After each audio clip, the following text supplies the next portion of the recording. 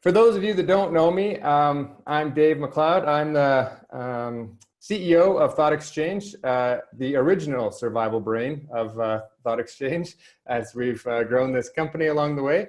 And I got two very exciting things to let y'all know about today. So number one, I am joined by two special guests. One who's going to be embarrassed in just one moment. So a really big part of me, if you know me, we're creating a world-dominating kind of company, and I really care deeply about my friends and my family.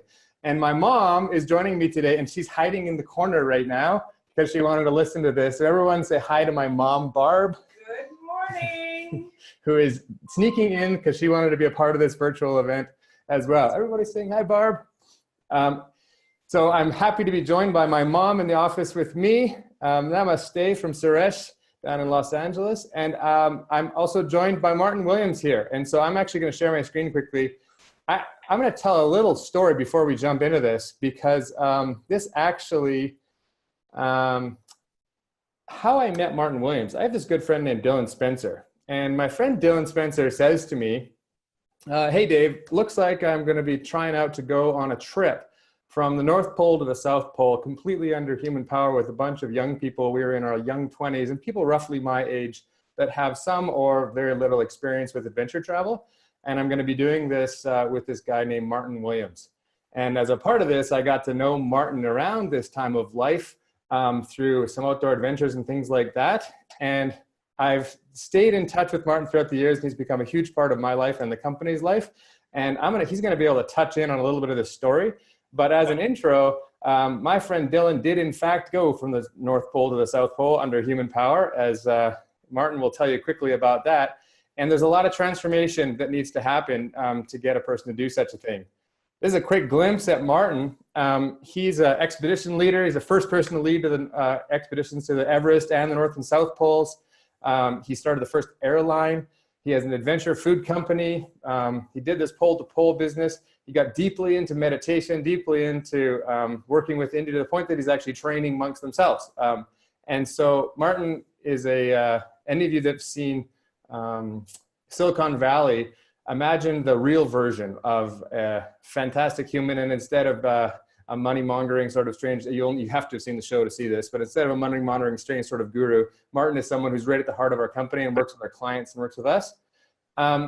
And so as we hear from Martyn today about some of his thoughts about things, I encourage you to go on social and go on hashtag TE virtual events, or my favorite is hashtag TEVE.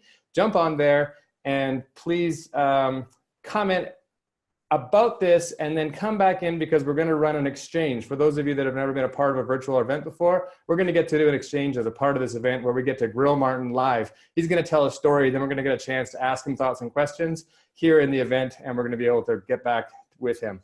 So without further ado, I'm actually going to pass the ball over, and I am honored and proud to present Martyn Williams. If this is those of you meeting for the first time, you're welcome. Martyn, the floor is yours. Okay, thanks, Dave. So great. Yeah, it's hey, Dave's mum. I really enjoyed chatting with you in Rosslyn just recently. Okay, so transformation and culture.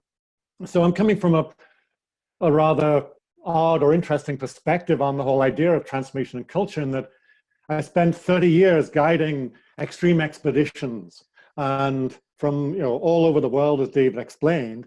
And that gave me some insights that I got really good at helping people move from fear to joy really rapidly in very physical situations, right? So some of these physical situations where I worked, and I did this with all sorts of range of abilities. I did this with millionaires and billionaires. I did this with inmates in jails. I did this with Inuit people in the Canadian North. I did this with Indian leadership groups, all this sort of stuff. I experimented around with what is our human potential.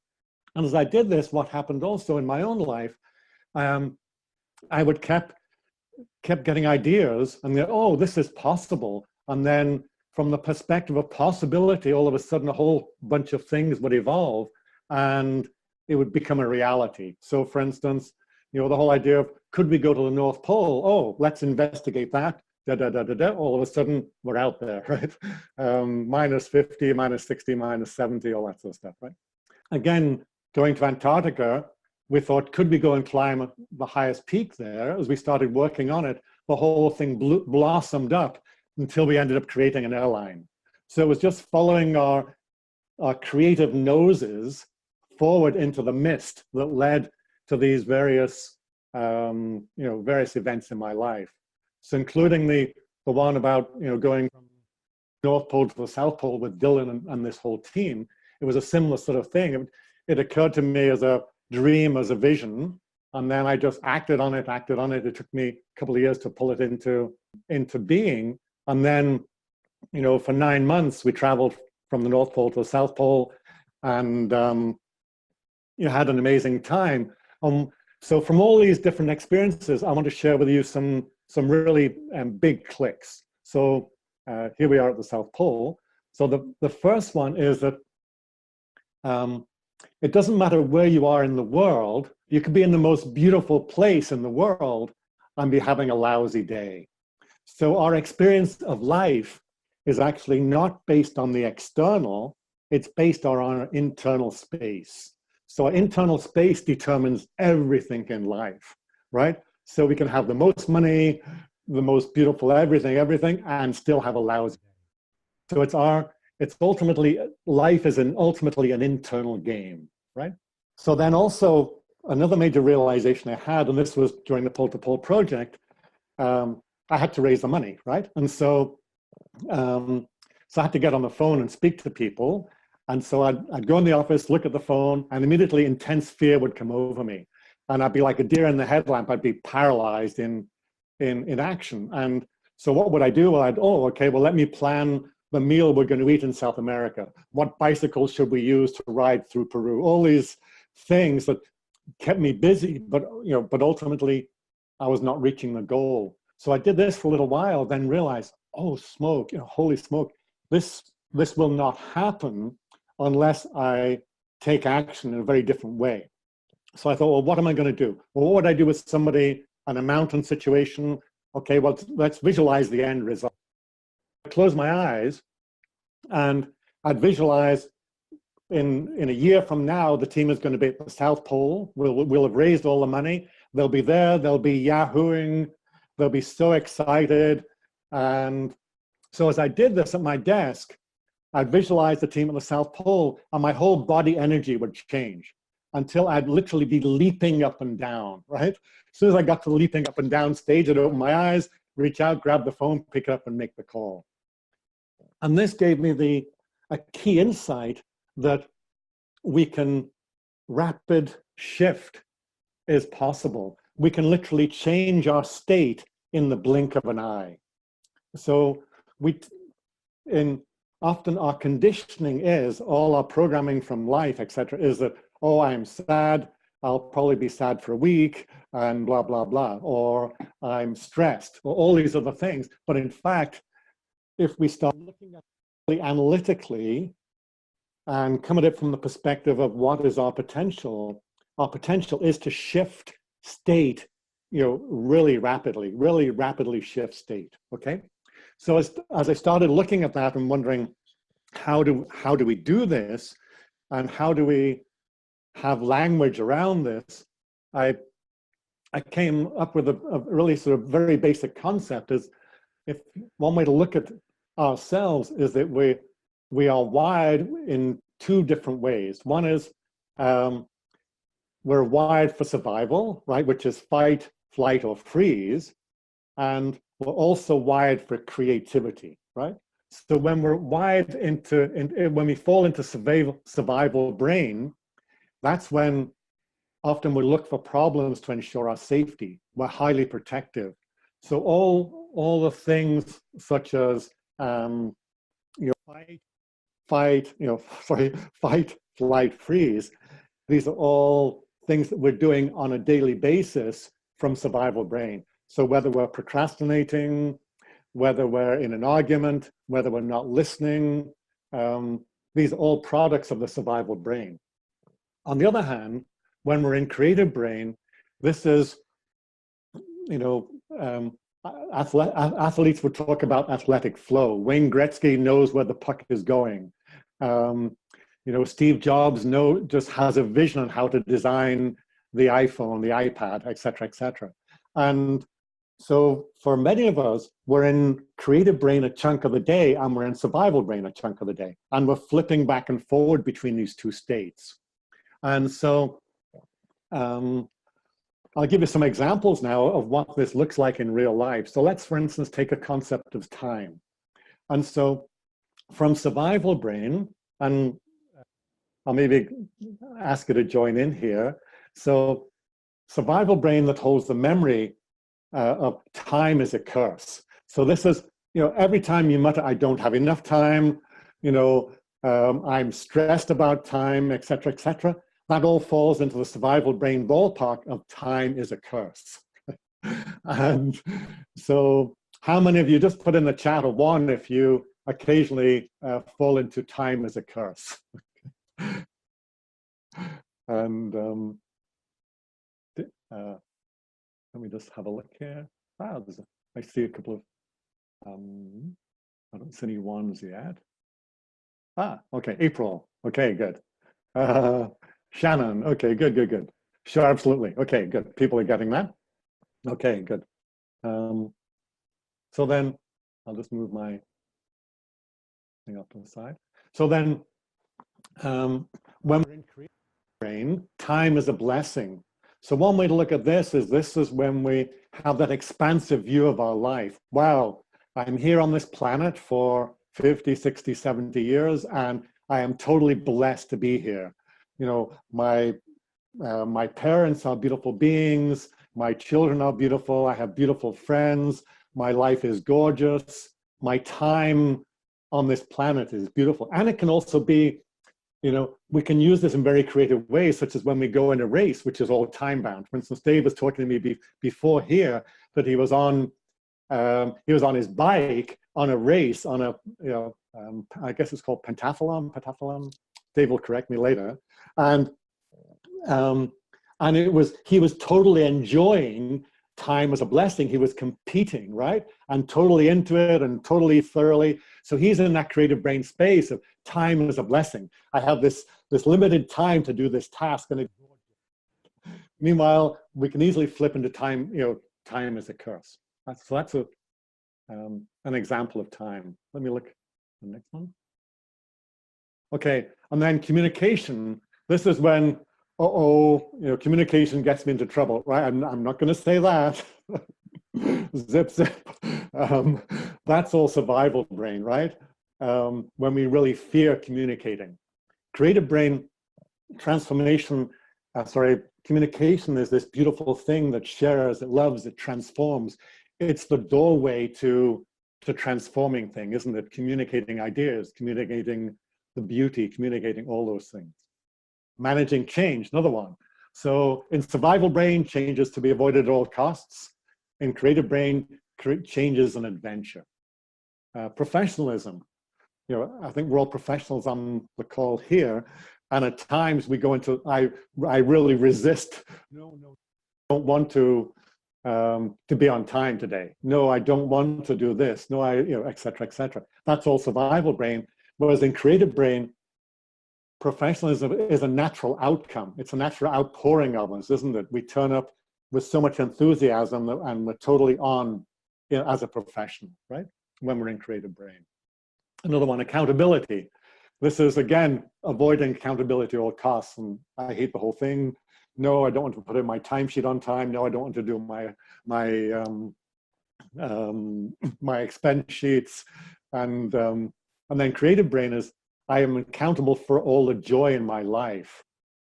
Accountability is expansion. The more people I'm accountable to, the more I expand as a human, right? And then conflict. Obviously, survival brain is the flight, freeze, eat or be eaten. And meanwhile, conflict leads to a better solution. It's an puzzle. Oh wow, there's a conflict. Great. What is it about? What can we discover? What opens up in this possibility, right? Okay, so really, then the question is, how do we want our days to be? And in majority of survival brain or majority creative brain. And then the next question is really how we do that then affects our life, right? So if we spend the majority of our day in survival brain, we're spending the majority of our life in survival brain. So minute by minute, we're deciding the outcome of our life, okay? So then in the chat, what I'd like you to do is to throw in there, what puts you into survival brain? And yeah, throw in the chat what puts you in survival brain, and I'll see what comes up here. Constant things to do, grad school, not sleeping well, feeling undervalued, other people who are in survival brain, that's a good one. Worrying about team members, conflict, underestimating value added, okay, deadlines. Great. Okay, next question. So then is, what's your main tendency? We'll each have a main tendency. Do we tend to fight, flight, or freeze? So which one is your main one? Okay, throw in that in the chat now. What do you do most of? Freeze, fight, MacLeod. I see a few flights in there. Oh, freeze, Megan. Flight, freeze, Susan.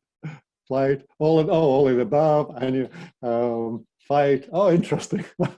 Depends on the event. Okay, great. This is really good. Okay, it depends.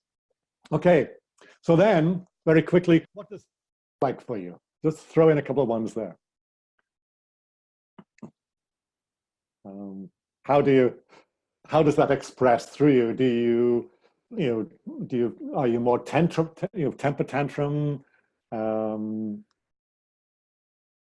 Oh, beat myself up, clam up, attack. Oh, moody, attack. I become impatient, loud noises, raise my voice, tell the other person, being harsh with people, very quiet. Oh, okay. Okay, then the next one. When do you freeze? Give me some things here. When do you freeze? So this is what situations cause you to freeze, okay?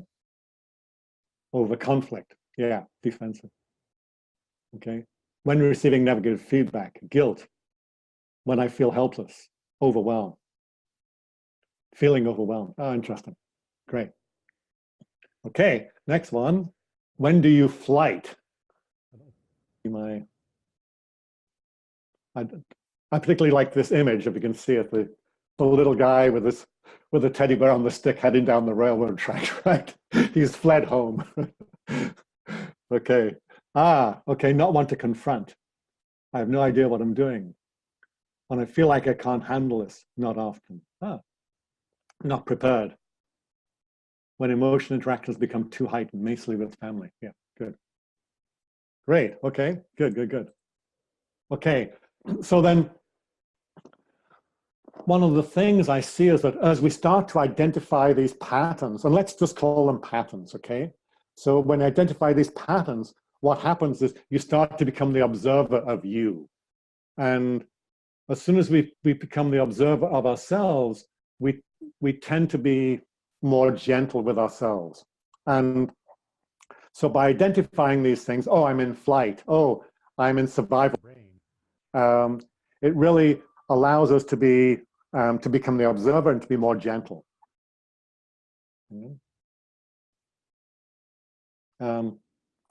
So really by starting to identify, oh, when I'm in fight, flight, freeze, when I'm in survival brain, when I'm in creative brain, it's about you getting to know you. And the way I see it is that, we are biomechanical, we're a biomechanical being that has picked up some bugs and flaws, right? So for instance, Dave saying overwhelm puts him into, I can't remember which one it was, I should remember.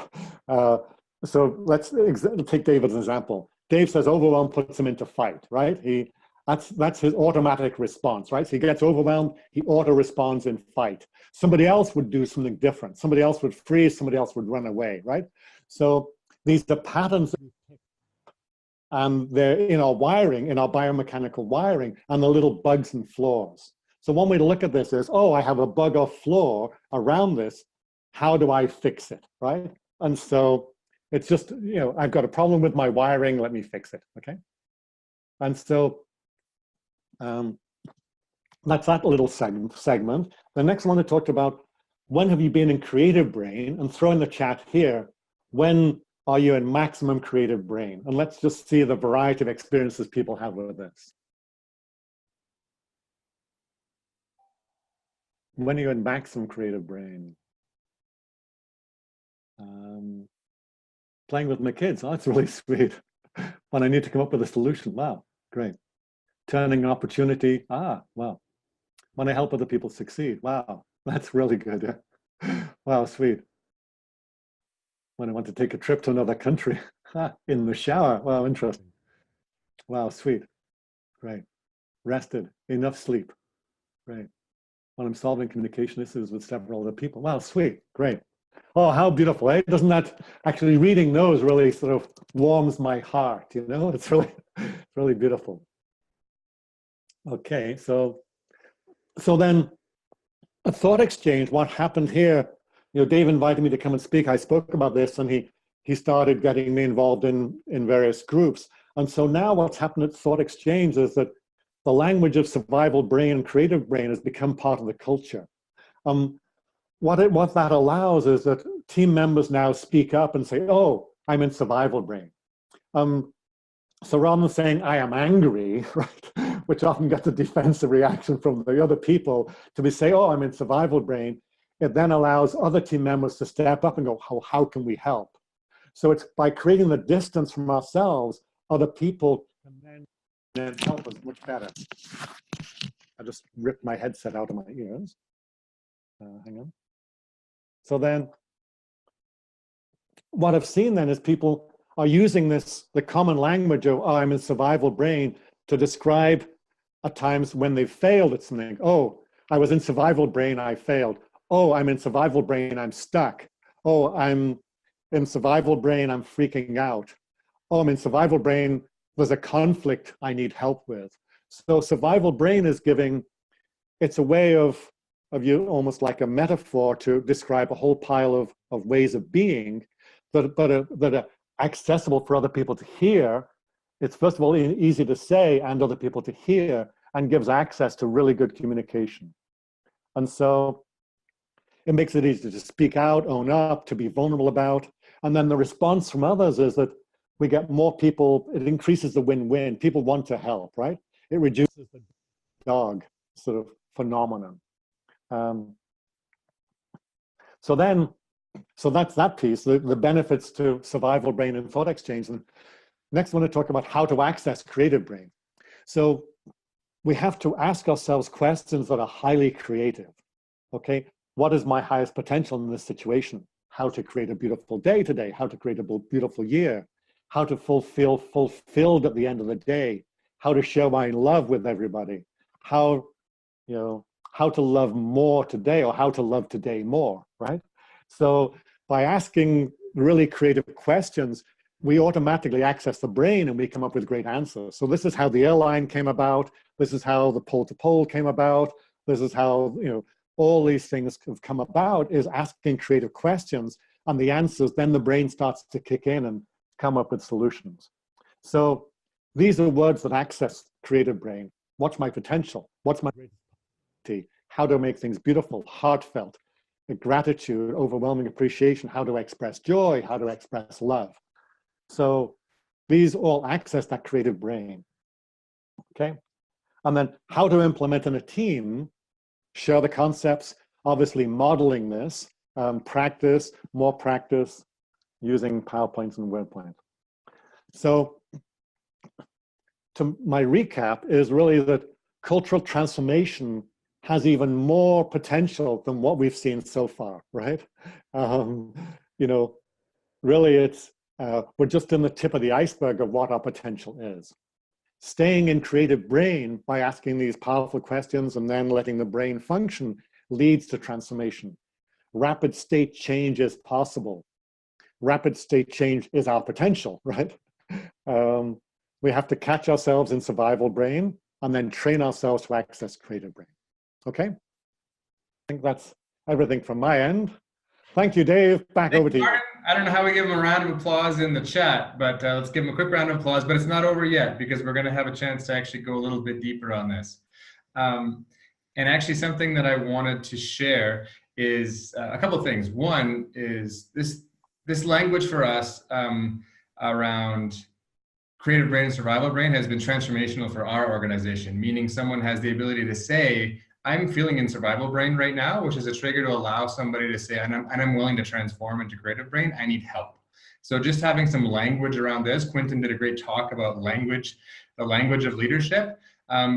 Allowing yourself to declare yourself into, I'm in survival brain, is actually a great opening for communication. The next thing I want to just touch on is why do we talk about this at Thoughtexchange? It's a great topic. Effectively, we deal in the currency of truth. We're really good at finding out what people genuinely think and feel. And that oftentimes will put people into either a massively creative brain, because they'll say, oh my goodness, everyone is feeling so appreciative and happy, and I just love my life, and I love my job, I love my family. Or you ask people what they think. Classic things, you say, hey, what are the things that make you happiest? And people answer, happy, I'm not happy at all. Here's the truth. And you surface that people are feeling unhappy. And as a leader, you're like, what have I done? And I've just unlocked this sadness, I've just unlocked this sort of thing. And so how do you transform from survival brain into creative brain? It's why it's so important in what we're talking about here, Thoughtexchange. So what we're gonna do is we're gonna do an exchange right now. I'm gonna share my screen again, and it's in the chat there, where you can ask some questions or comments to Martyn about this transformation from survival brain to creative brain. I'm also gonna share this just so you can, if you have your phone out, you can actually just hold it up, and if you're an iPhone, it'll automatically come down. If you're a new Android, you have to pick the special view and say view QR code, or if you have an app, you either click the link or do the clever thing with your phone. We're gonna do about 5 minutes for you to share a thought. I'd really like you to share one thought or a question that you have for Martyn, and then go ahead and rate maybe 20 thoughts from other people, and try to do it pretty rapidly here. You do not need to sign in or log in at this point. Great if you do in the future, but right now you can just press continue on. And we're gonna go back, and I'm gonna give you a few minutes to think in silence. And then we're going to come back and review those things that are coming to the top in just a minute. So I'm going to give about 3 minutes here where I'm just going to be quiet. If you have any issues accessing, etc., put them into the chat and try to help you out. And I'm going to share my screen in 3 or 4 minutes, and we'll see what's coming up to the top.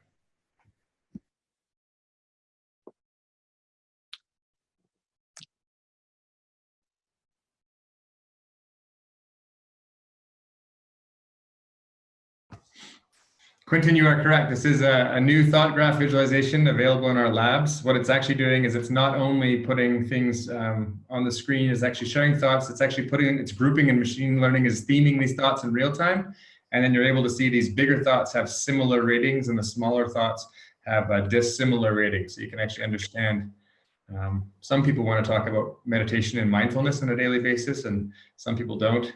Many people want to talk about this shift from survival thinking to creative thinking. Happy to give more. This is a pretty exciting thing coming into the product here in the weeks and months to come.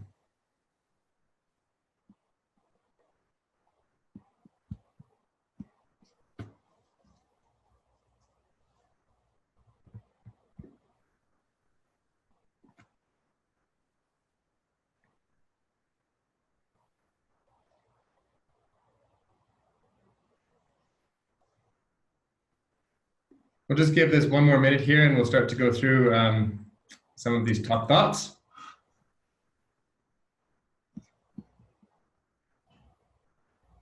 Maybe 30 more seconds for you all to rate. I'm just going to, if you are finished your 20 thoughts, I'm just going to go back to the screen here.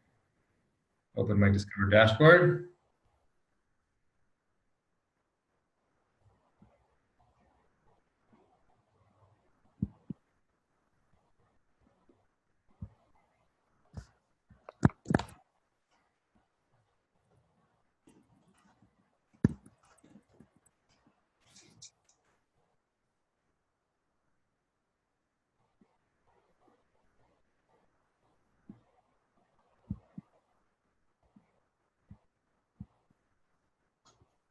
Okay, Martyn. So we have some organizational type questions, some ways to get into a creative brain. I'm going to actually run through and show you the top thoughts. I'll leave it open for a little bit.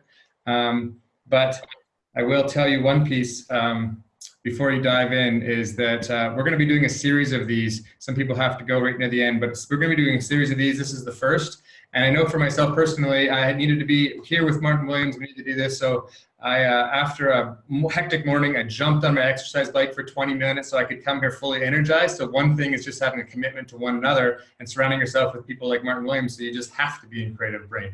But Martyn, I'm going to pass this over to you. How do I shift an organization from survival thinking to creative thinking? Maybe you want to dive in on that top thought. Wonderful question. Okay, yeah, I think it's a great question, yeah.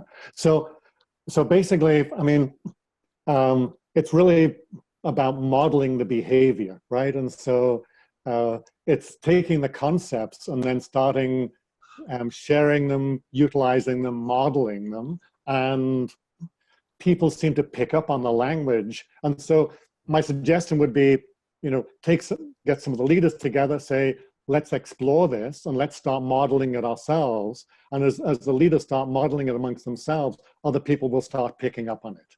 And other people say, oh, you know, tell me more, tell me. Then you can expand from there. So, and then even the whole piece about asking questions that are creative brain questions. So within Thoughtexchange, the whole idea came up of how to have a beautiful year, and Dave ran with this and has been saying to everybody, you know, what are you doing to create a beautiful year? And that puts everybody into creative brain. Then they start looking at work, you know, work, home, life balance, all those other concepts start coming in, personal health.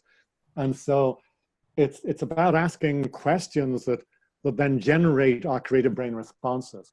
And then even in survival, then the whole idea of survival thinking, even within Thoughtexchange, there's been moments, say, when the sales team have gone into survival brain thinking massively. So I'll give an example there. Is beginning of the year, they set a goal, huge goal, massive goal. They're all excited about the big goal. Halfway through the year, the goal seems overwhelming, right? So it's about, when does your team fall into survival brain, and what do you need to do to move them out of survival brain? And all it is a contextual shift.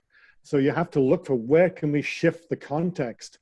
What is the pattern people are stuck in around survival brain? How do we shift that into creative brain? So almost every situation we can take, look at from a creative brain perspective, start asking questions, and the team will automatically come up with responses that are from their creative brain. So Martyn, that's great. I'd love to dive into this next one. And I also want to give a quick kudos to Quentin, who joined us on this call, as far as leadership language to walk away from. Meaning just having this language present, I think allows people to say, I'm in creative brain. We're walking away from, I'm pissed off at you. I'm feeling really angry right now, and walking toward, I'm in survival brain, taking some ownership. That's a gift that I've seen Martyn brought our organization. So that instead of saying, I'm just really mad, you're able to say, I'm in survival brain right now, which builds connection. But Martyn, jump into this next one. Is survival brain contagious? Absolutely. It's massive. I'll give you, again, another example. This is on the pole-to-pole team. One of the team members would occasionally go off, right? And so the team would be all excited, all enthusiastic. This one team member would be off, and it was like somebody pulled the enthusiasm plug out of the wash basin.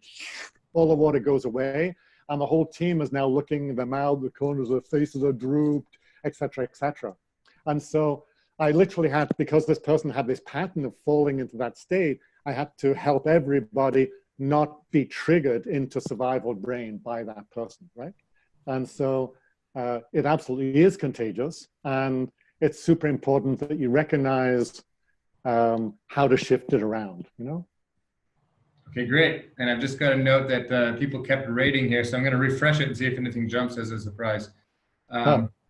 Oh, we've got our, all right, great. It's slightly organized. Would love to hear your thoughts on real fear versus perceived fear, Martyn. Okay, so what we feel in the body is we feel our emotions in our body, right? And so one way to look at it is that it doesn't matter what is going on out there, it's what is landing on me, right? So if Dave says, to me, you, Martyn, were reducing your work hours with Thoughtexchange, and that lands on me with ouch, and I feel fearful, etc. My whole energetic system lights up, right? Dave could say that to somebody else, Fred, and they would go, I'm okay with that, right? So what I'm saying is that it's how things land on the body that's super important to realize. And it lands on everybody differently depending on their programming. So when it lands on our bodies, we have to go, oh, wow, I'm in fear. Let me not look at the external object of the fear. Let me not blame Dave, but let me look at the ouch that's landing on me. So first of all, it's about owning the energetic response, right? And then having owned the energetic response of, oh, wow, I'm in fear, then we start distancing ourselves. Now we're observing us being in fear. I'm in survival brain. Then we can from this place of observer, we can look at, is this real or perceived fear? How come Fred doesn't feel fear? If he doesn't feel fear, then it's perceived. If we are both discussing the fact the house is on fire, then it's real, right? So often we can realize, is this me, or is this just me, or is this everybody else, by looking at other people? Are there other people who don't feel fear situation, right? Are there other people who don't feel anxious? Oh, then it's me, right? Oh, I feel anxious. It's my pattern. Let me own it. Let me work with it. Let me just understand it. Let me shift it, right? That's awesome, Martyn. Let's go into this next one, because again, in our world of truth finding, Thoughtexchange has a way on a large group level of discerning what people really think and feel, and then one-on-one, you navigate it. Okay, that's fine. You said you're in survival brain now. We've admitted it. Is there any sort of a how-to for redemption between either one person, or maybe it's 100, or maybe it's 10,000 people in the case that people are leading large communities? So maybe a quick how-to for redemption. Okay, so and so what you mean by, oh, I see. So redemption is cleaning it up, right? Mm-hmm. Yeah, so really then it's about really owning the survival brain response and going to, this is where one of the things I've discovered in Thoughtexchange, working in Thoughtexchange, is the power of vulnerability, is the power of going to someone and saying, hey, I was in survival brain.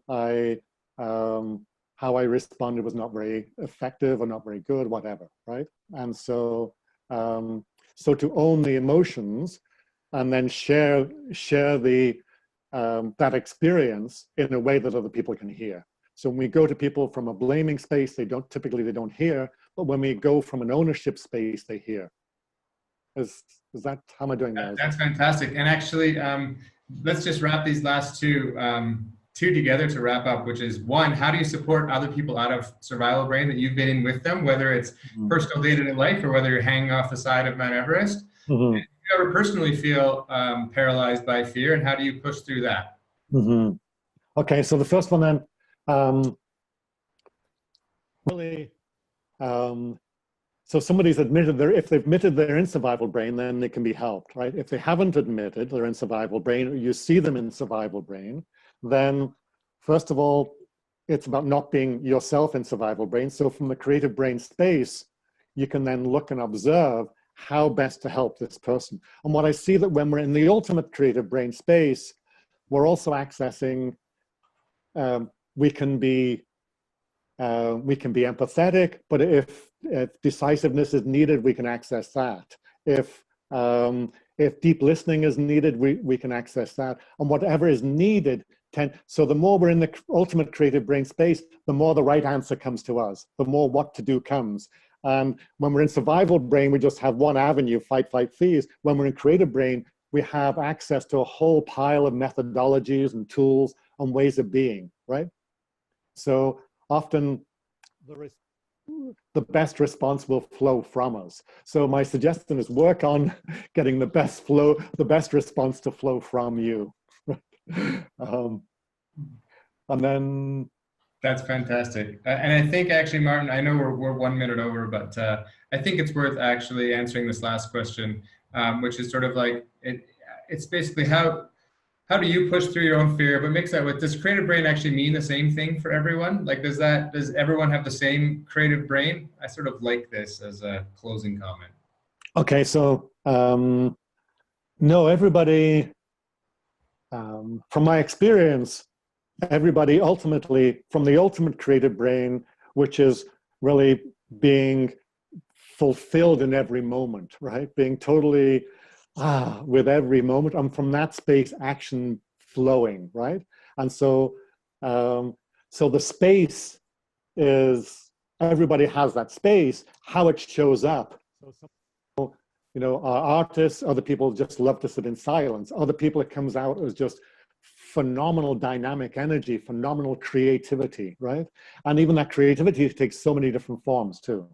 So it's about, I think we're all a unique expression, but it's coming from the same space of ultimately fulfillment, ultimately just pure love for being alive, you know? Martyn, thank you very much. I'm always, 45 minutes is never enough. But a couple of things. One, I just want to say thank you so much for sharing everything that you do with everyone else. We're going to be doing a lot more of these, and we're actually going to put on some special events for clients as well as for everybody externally. So I just encourage you to come back if you have any questions. Martyn is certainly around.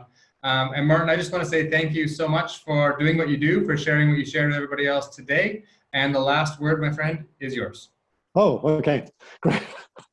So I guess then it would be, my last would really be just keep on exploring your potential, your creative brain potential. Keep on asking those questions. Really come back and keep on asking those questions on a daily basis. How do I make my life more beautiful? How do I enrich others more? How do I express my love of life more? Okay, thank you. Thank you, Martyn. A beautiful ending. And everyone, thank you for spending your time with us today, your precious minutes. I really appreciate that. And I look forward to being with you all at some point in the future. Take care, everyone. Thank you.